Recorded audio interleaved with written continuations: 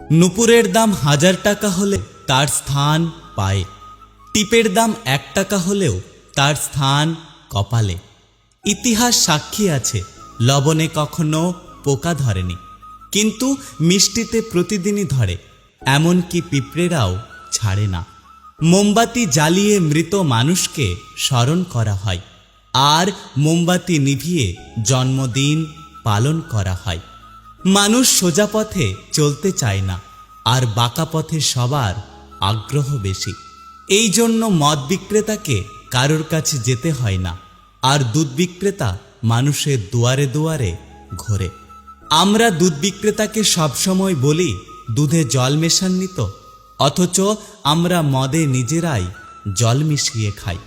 একটা গাছ থেকে লক্ষাধিক দেশলাই খাঁটি হতে পারে, কিন্তু একটা দেশলাই খাঁটি লক্ষাধিক গাছকে জ্বালিয়ে দিতে পারে। যখন বন্যা হয় তখন মাছেরা পিঁপড়েদের খায়, আর যখন জল শুকিয়ে যায় তখন ওই পিঁপড়েরাই মাছেদের খায়। সুতরাং সময় এবং পরিস্থিতি যে কোনো সময় বদলাতে পারে।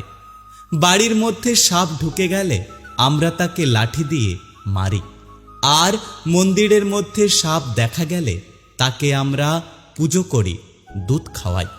পৃথিবীতে সবথেকে বেশি মিথ্যে কথা বলা হয় আদালতে ধর্মগ্রন্থ ছুঁয়ে, আর পৃথিবীতে সবথেকে বেশি সত্য বলা হয় মদের দোকানে মদের গ্লাস হাতে নিয়ে।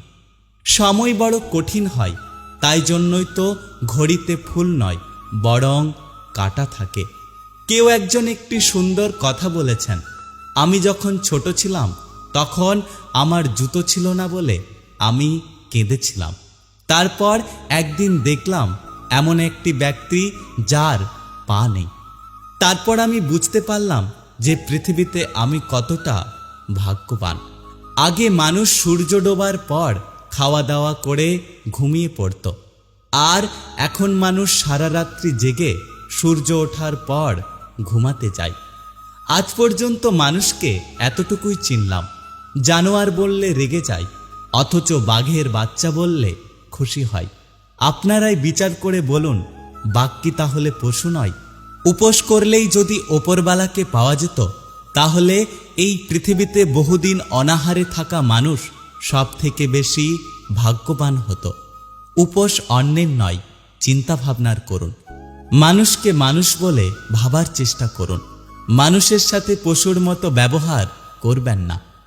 নিজের মধ্যে কখনো অহংকার আসতে দেবেন না।